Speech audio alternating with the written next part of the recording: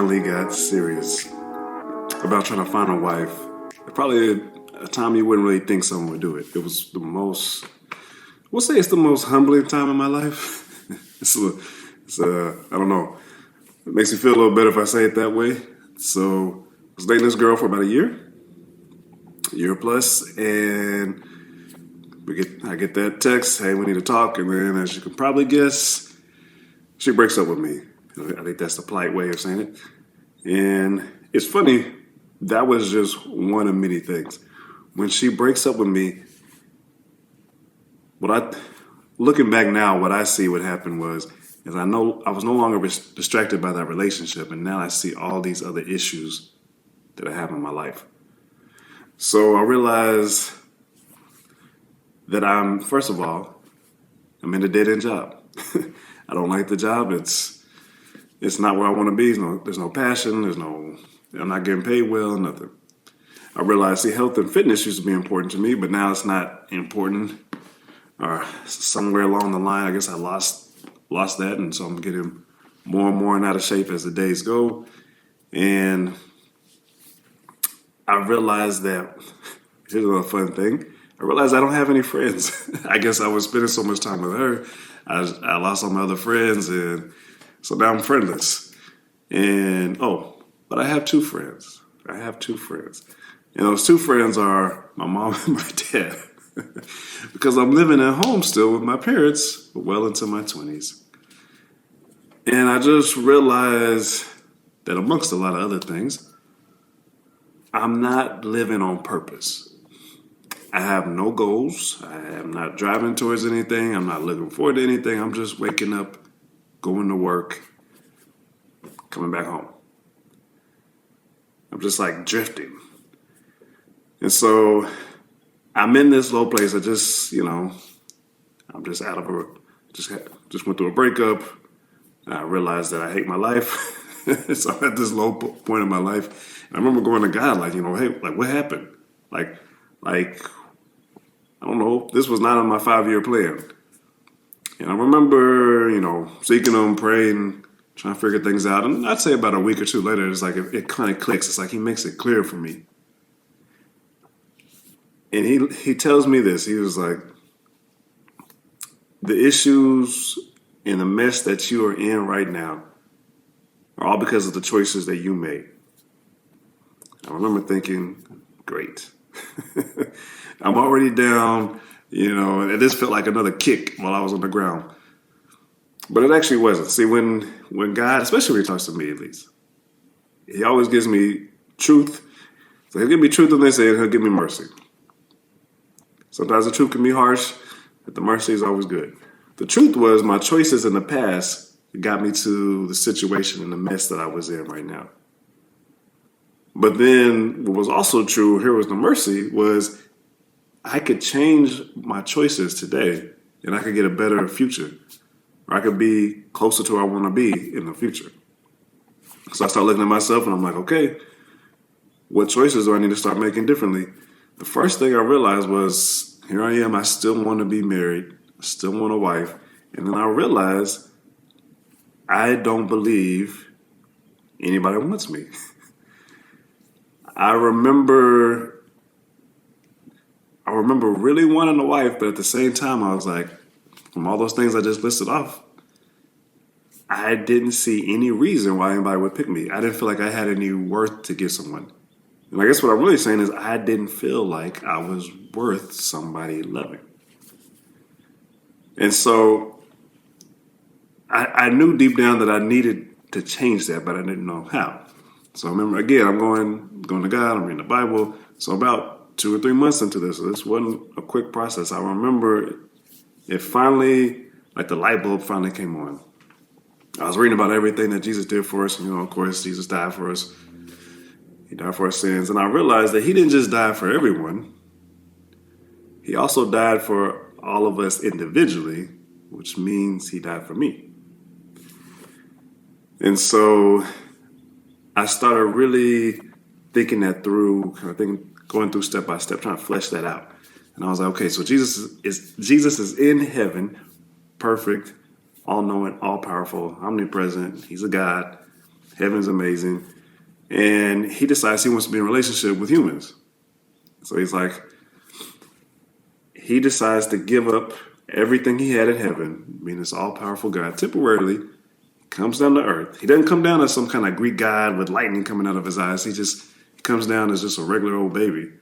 And he doesn't come down into a family with royalty, fame, power. It's just an average family. And he lives this perfect, sinless life, and then he allows himself to be murdered. He allows himself. He didn't have to do it. He chose to allow himself to be murdered in one of the most painful, demeaning, humiliating ways possible. And he did that so he could spend a lifetime with me. Remember, he did it for everyone. He also did it for all of us individually, so me too. And so I'm thinking this out. I'm like, okay, a good lifespan is 100, 110 years. That's long. So he did it for, he did all that so he could be in a relationship for me for 100, 110 years. But then he took it further. He wanted to be in relationship with me for eternity.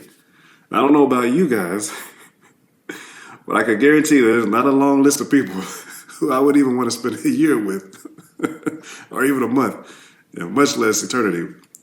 So I was like, so Jesus, he must have seen something in me. He must have saw some value in me to go through all that and to do all that just for me. So it finally clicked, and I was like, it's almost as if I heard God saying, it was like, if I can do that for you, you should be able to find one woman to spend the rest of your life with. It doesn't have to be for eternity, but at least the rest of your life.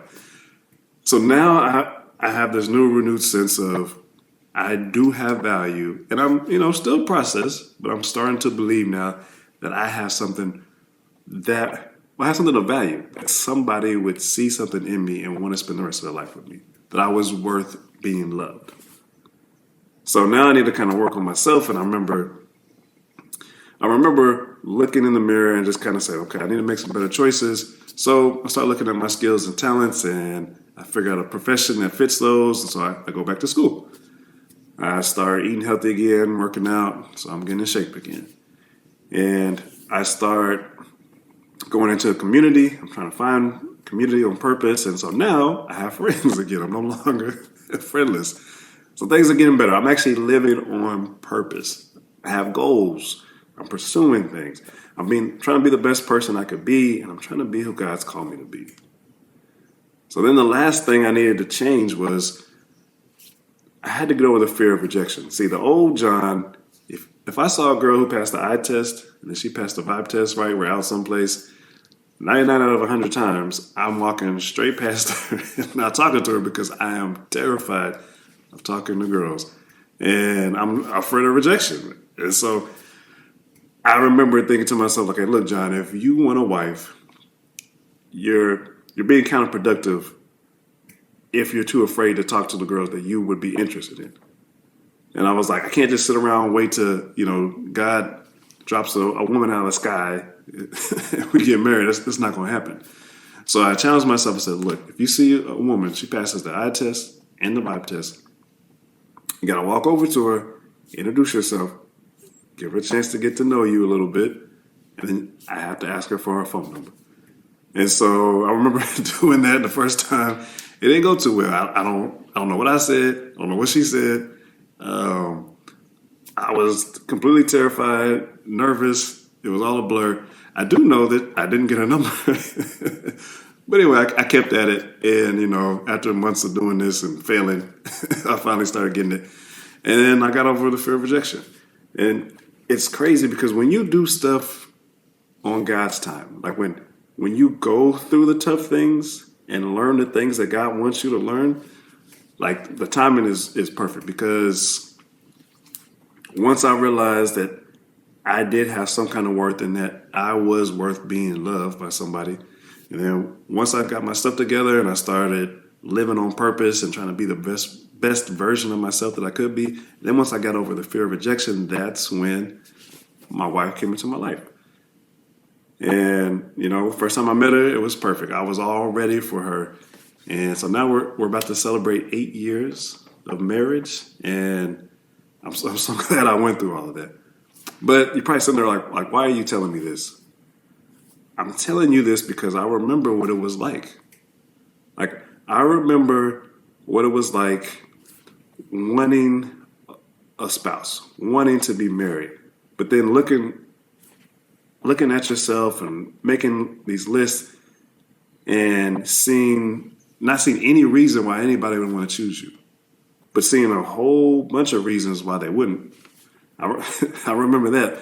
I remember right after the breakup, what it felt like to be lonely. I remember having to do everything now that things I used to do with someone else. Now I'm all by myself. I remember, going to the grocery store, running errands, the mall, whatever. And the worst place was church. Why was church the worst place? Because everybody seems happy at church. Everybody's there. If you're married, you're there with your spouse. You guys seem happy. You're picking up little kids and your family and kissing them, and everything looks perfect. If you don't have a spouse, you got a boyfriend or girlfriend. You guys are holding hands and looking at each other's eyes, skipping around the lobby. And then if you don't have a special person, you have friends. You got a friend group. You guys are all laughing and, just enjoying life with friends. So I want you to picture all that. You got the married couples. You got this boyfriend and girlfriend. You got the friends. And then you got me. I was by myself. Nobody. But I was sitting by myself on the road. I was walking into church by myself, walking out the church by myself. It was tough. But I remember that feeling. And what made a huge difference for me was having someone who believed in me. Someone who could see things, who could believe when I couldn't believe in my own self.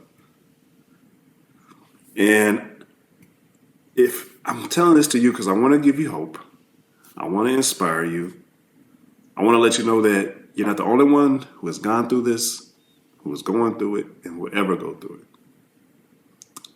And these videos are meant to be that person for you. They're meant to be that person who can help you realize that you do have value. These videos are meant to inspire, give you hope, sometimes hopefully make you laugh. And then if you don't know what to do next, like if you were like, hey, I keep picking the wrong person over and over again. Hey, how do I make sure I don't pick the wrong spouse? How do I approach girls? Whatever. If you need some practical steps, my videos will also do that. So I'm making this video to tell you, let's go on this journey together.